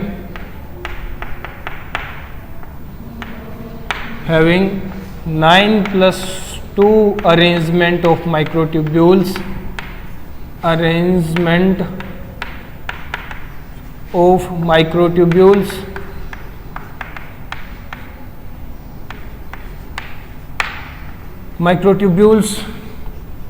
made up of contractile कौन सा प्रोटीन है, ट्यूब्यूलिन, कॉन्ट्रैक्टाइल ट्यूब्यूलिन प्रोटीन, ठीक है। क्या होता है बेसल ग्रेन्यूल, एक स्पेशल टाइप का सेंट्रियोल है जिसमें 9+2 की अरेंजमेंट होती है माइक्रोट्यूब्यूल्स की, जो कि बनी हुई है कॉन्ट्रैक्टाइल ट्यूब्यूलिन प्रोटीन की, ठीक है। तो इस तरह सेंट्रियोल हेल्पफुल होता है किसमें, मूवमेंट लोकोमोशन में इनडायरेक्टली, क्लियर है। ये तो है एक्सटर्नल स्ट्रक्चर बताया हम लोगों ने, अभी इसकी भी ट्रांसवर्स सेक्शन स्टडी करेंगे, ठीक है। जल्दी से निपटाओ फिर आगे डिस्कस करते हैं, ठीक है। जल्दी हो गया, चलो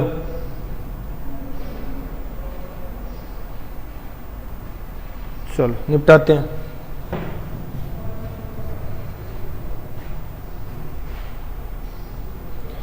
एक्सोनीम, ब्लेफेरोप्लास्ट, काइनेटोसोम, बेसल ग्रेन्यूल, राइजोप्लास्ट, ये 3 स्ट्रक्चर्स हैं। अब देखो एक्सोनीम को शाफ्ट सीलियम फ्लैजेलम बोल दिया, काइनेटोप्लास्ट को ब्लेफेरोप्लास्ट और बेसल ग्रेन्यूल बोल दिया, ठीक है। ये एक स्पेशल टाइप का सेंट्रियोल होता है, ये स्ट्रक्चर है जो होल्ड करके रखता है नीचे, और ये इस पे एटीपीज के अल्टरनेट लाइट और डार्क बैंड होते हैं। 1 मिनट। सीलियम फ्लैजेलम जो है यानी एक्सोनीम जो है, ये कोर रीजन है, ये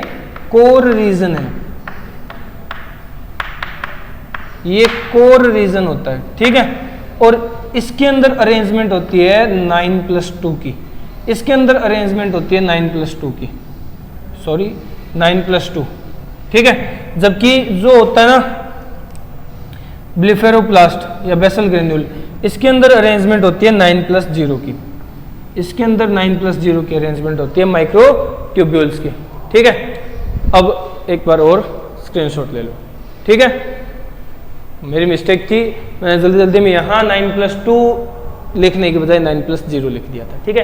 तो एक्सोनीम की अरेंजमेंट होती है 9+2 की, और ब्लेफेरोप्लास्ट काइनेटोसोम की अरेंजमेंट होती है 9+0 की, 9 ट्रिपलेट प्लस 0 सेंट्रल, ठीक है। इसी तरह 9 ट्रिपलेट प्लस 2 सेंट्रल, क्लियर है। जल्दी लपेटो, हो गया। चलो नेक्स्ट पॉइंट डिस्कस करते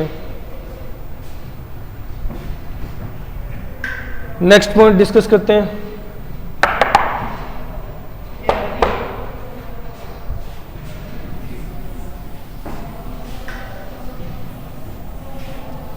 अब 9+2 की अरेंजमेंट किस तरह से होती है, देखो ये तो सेंट्रियोल था जिसकी नॉर्मल 9+0 की अरेंजमेंट थी, ठीक है। 9+2 वाली कैसे आती है वो देखो। 9+0 की तो हम लोगों ने देखी थी, सिर्फ एक सेंट्रल हब बनता है जिससे 9 रेडियल स्पोक अटैच होते हैं जो फर्दर 9 माइक्रोट्यूब्यूल ट्रिपलेट से अटैच होते हैं।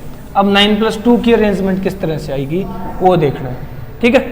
तो देखो अब हम बात करेंगे ट्रांसवर्स सेक्शन ऑफ एक्सोनीम, ठीक है। Transverse section of axoneme,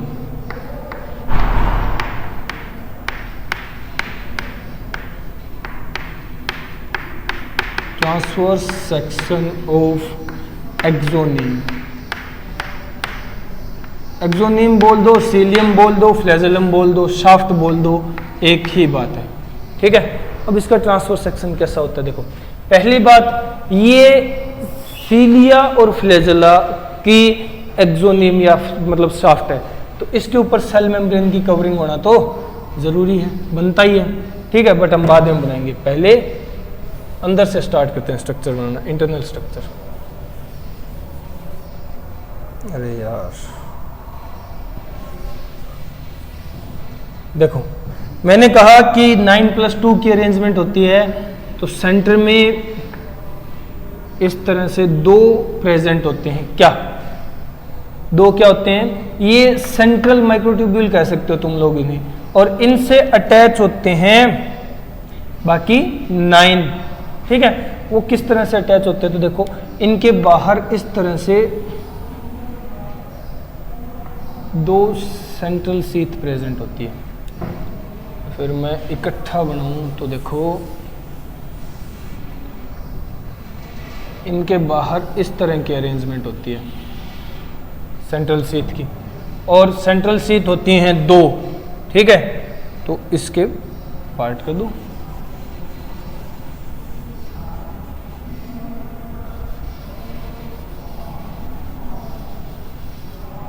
central sheath होती हैं दो। अब इन दो सेंट्रल शीथ से अटैच होंगे, सेंटर वाले माइक्रोट्यूब्यूल से अटैच नहीं होंगे, बाहर के माइक्रोट्यूब्यूल्स इन सेंट्रल शीथ से अटैच होंगे। देखो किस तरह से 5 की अरेंजमेंट दिखानी है हमें। ठीक है, तो एक रेडियल स्पोक, दूसरा रेडियल स्पोक, तीसरा रेडियल स्पोक और चौथा रेडियल स्पोक। ठीक है, बच गए कितने? 5। तो देखो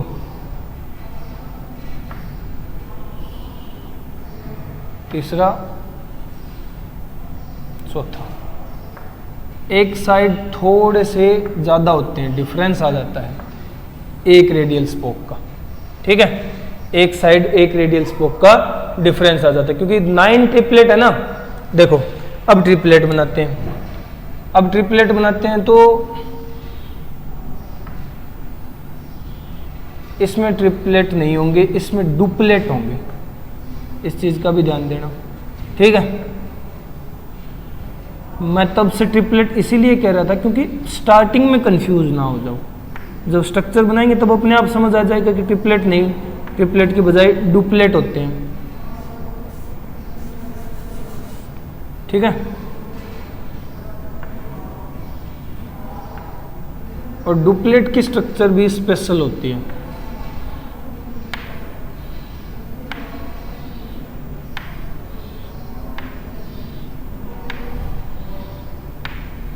डुप्लेट की स्ट्रक्चर भी स्पेशल होती है, थोड़ी अलग टाइप की होती है। कैसे, किस तरह की स्ट्रक्चर होती है? तो देखो ध्यान देना, डुप्लेट की स्ट्रक्चर में थोड़ा चेंज आएगा, थोड़ा सा चेंज आएगा। अब देखो क्या चेंज आएगा, जो ये डुप्लेट है, पहले तो लेबल कर लो A B, A B, A B, A B, A B, इतने बड़े हो गए, अभी भी ABCD नहीं आती, वो भी सिखानी पड़ रही है, शर्म करो थोड़ी बहुत। देखो अब डिफरेंस किस चीज़ का आएगा, ये जो A है ना, इस पे 2 एक्स्ट्रा आर्म प्रेजेंट होंगी इस तरह। ठीक है, 2 एक्स्ट्रा आर्म प्रेजेंट होंगी इस तरह से। जो A है उसके पास इस तरह 2 एक्स्ट्रा आर्म प्रेजेंट होती है। ठीक है,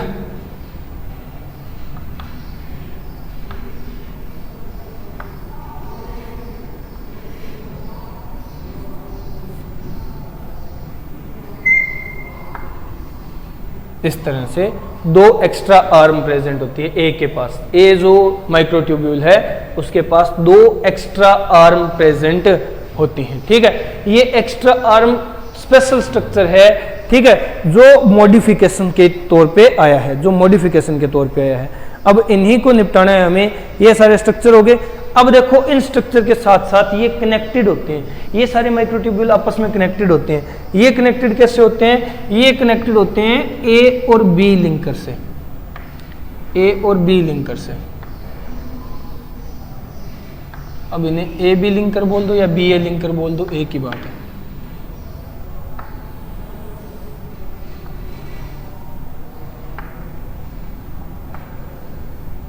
ठीक है, ये थोड़ा सा नजदीक लग गया। स्ट्रक्चर इंपॉर्टेंट है, इसीलिए इतना फोकस कर रहे हैं, इतना ध्यान दे रहे हैं। ठीक है, ये कनेक्टेड रहते हैं इस तरह से।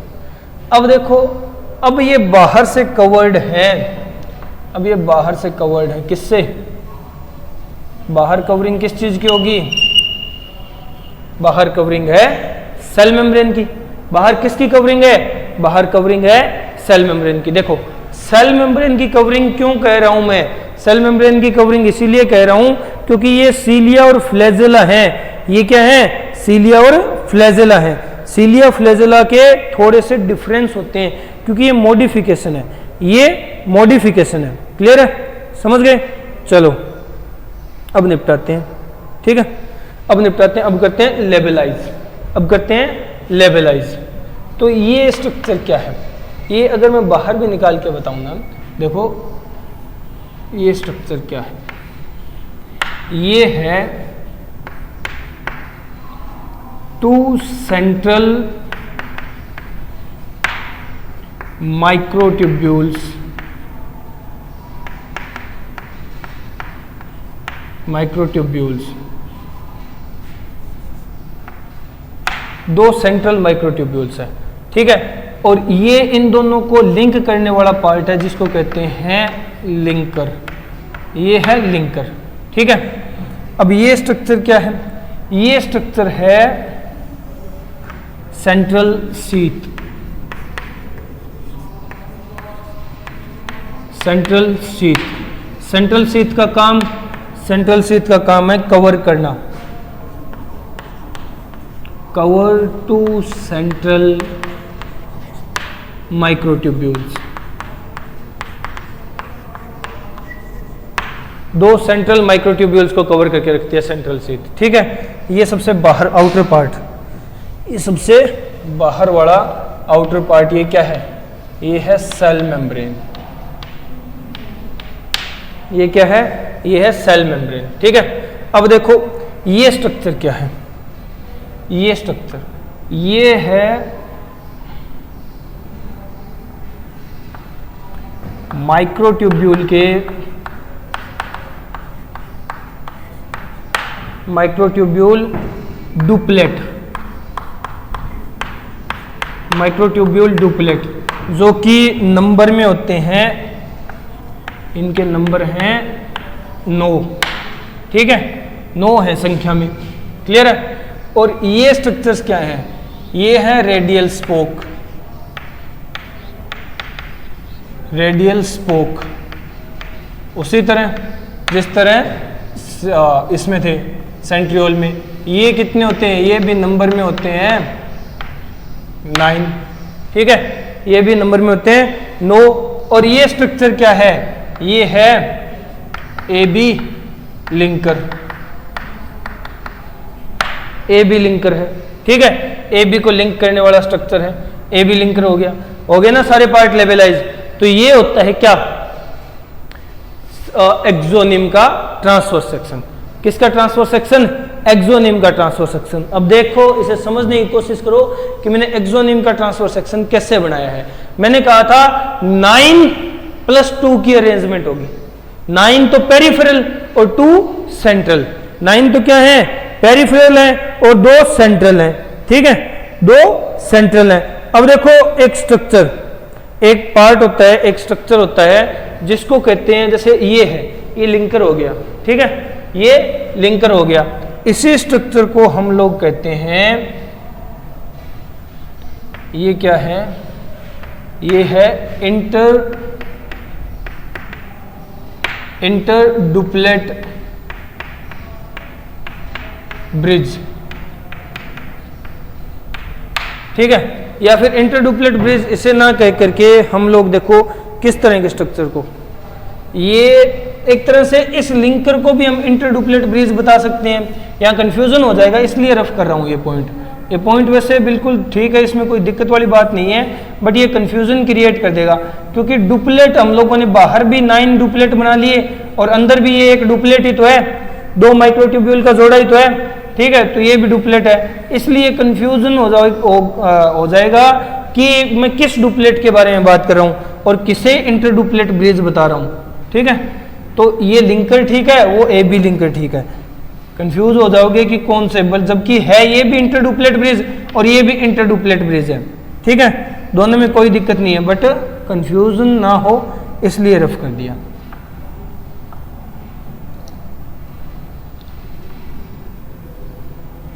इसलिए रफ कर दिया, ठीक है, समझ गए। चलो ये होती है 9+2 की अरेंजमेंट। ये जो माइक्रोट्यूब्यूल का डुप्लेट है ना, जो नंबर में 9 होता है, ये पेरिफेरल है, पेरिफेरल अरेंजमेंट ही तो है, देख रहे हो तुम लोग, समझ आ रहा होगा, यही तो है जो पेरिफेरल अरेंजमेंट होता है, क्लियर है, समझ गए। अब बात करते हैं इन डुप्लेट की, जैसे पहले हम लोगों ने माइक्रोट्यूब्यूल ट्रिपलेट की बात की थी, अब माइक्रोट्यूब्यूल डुप्लेट की बात कर लेते हैं। यही माइक्रोट्यूब्यूलर स्ट्रक्चर होते हैं।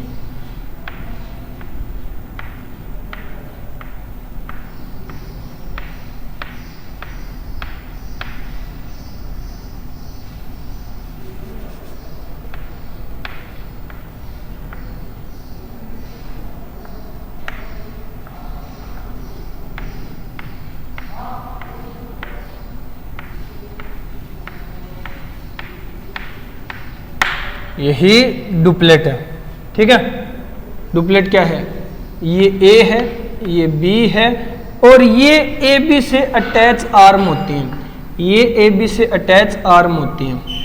एक साइड 3 होगी और एक साइड 2 होंगी, ठीक है, एक साइड 3 आर्म होंगी, एक साइड 2 आर्म होंगी, इस तरह से अटैच होंगी ये, ठीक है, इस तरह से अटैच होंगी। देखो ये क्या होता है, ये 2 आर्म है, टोटल नंबर में 5 है 2, ठीक है, 2 आर्म्स, और ये 2 आर्म क्या होती हैं, ये 2 आर्म माइक्रोट्यूब्यूल की ही अरेंजमेंट है, ठीक है, ये माइक्रोट्यूब्यूल्स ही होते हैं, microtubules made up of dynein protein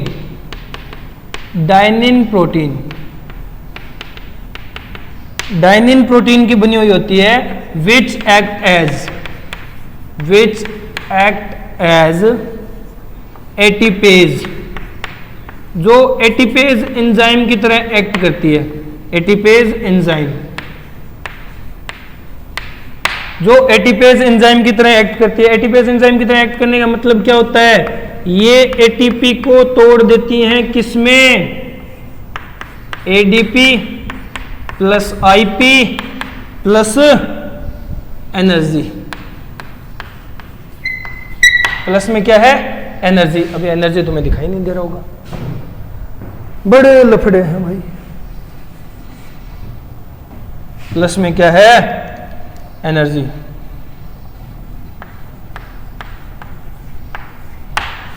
तो देखो एटीपी को तोड़ता है एडीपी, आईपी और एनर्जी में, और इस एनर्जी को यूटिलाइज कर लेता है, ठीक है। तो ये डाइनिन प्रोटीन की 2 आर्म्स होती हैं। बाकी ये तो डुप्लेट है ही, ये तो डुप्लेट है ही।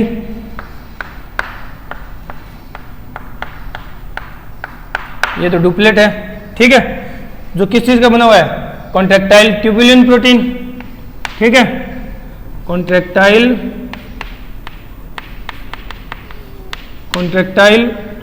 Tubulin protein,